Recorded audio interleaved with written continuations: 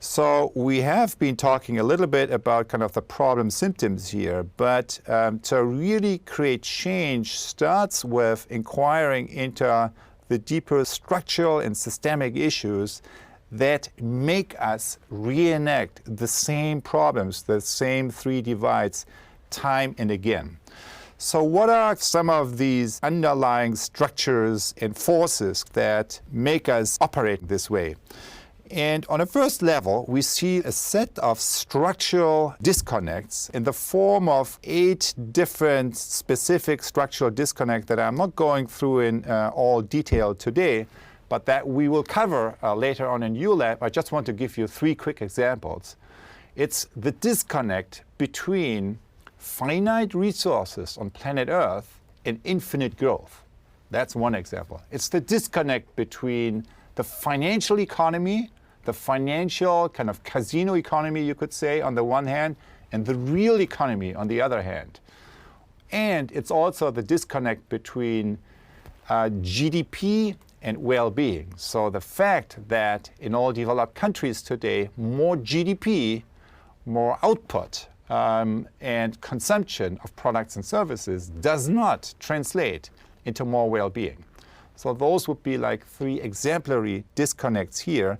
But then there are 5 more, and we'll kind of cover them all. At this point, I would like to invite you to fast forward and then ask the deeper question, which is, what actually are the root causes that make us reenact all of the above?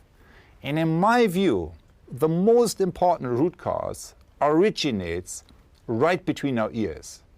It originates in our quality of thinking, in our paradigms of thought, particularly in our paradigms of economic thought. Thinking creates the world. And that is nowhere more visible than in the economy. If we look at the evolution of the economy and the evolution of modern economic thought, we can differentiate between 3 main stages.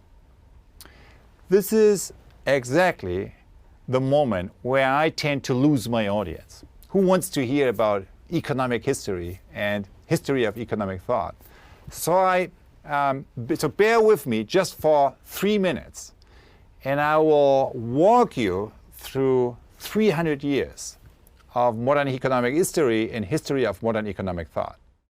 So if we look into that, then we can differentiate between 3 main stages. The state-centric economy that creates some stability but is lacking dynamism, which then leads to the 2.0 market economy, which is the free market economy, which gives rise to the entrepreneurial class, kind of gives rise to the market forces and uses market and competition as a more decentralized way of coordinating the economy, creating great progress, but also a lot of externalities, which then leads to the 3.0 economy, the social market economy, or as we say here in the United States, stakeholder capitalism, with an evolved framework that is taking care of some of the domestic externalities and has worked well for many people throughout the 20th century, particularly in the OECD countries.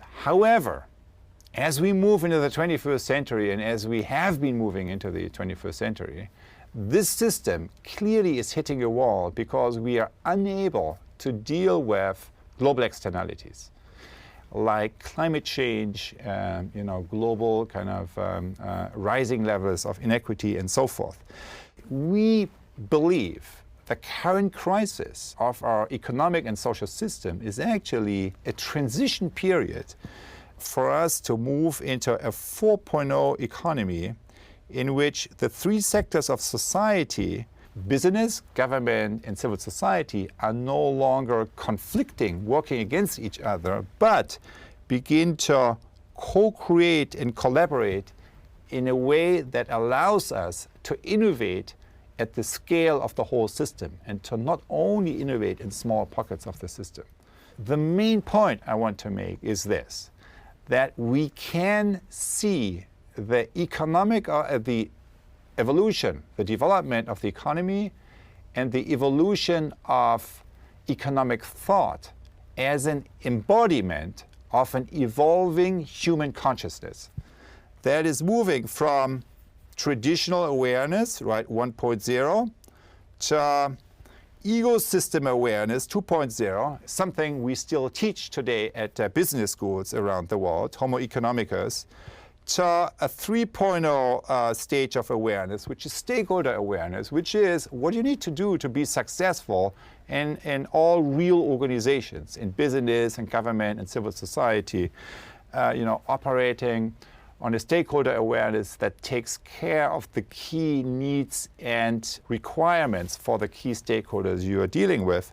And then what we believe is that we should be moving towards something that we call ecosystem awareness. And what I mean by ecosystem awareness is an awareness that is focusing on the well-being of not only a few, but the well-being of all.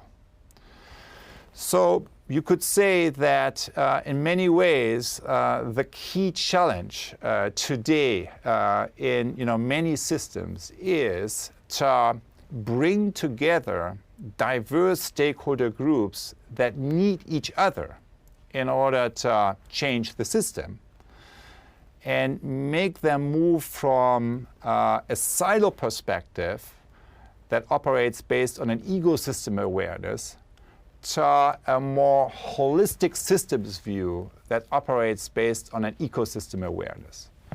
That shift, that ego to eco shift in multi-stakeholder groups, in my view, is the most important leadership challenge today, and it's the same across countries and across systems.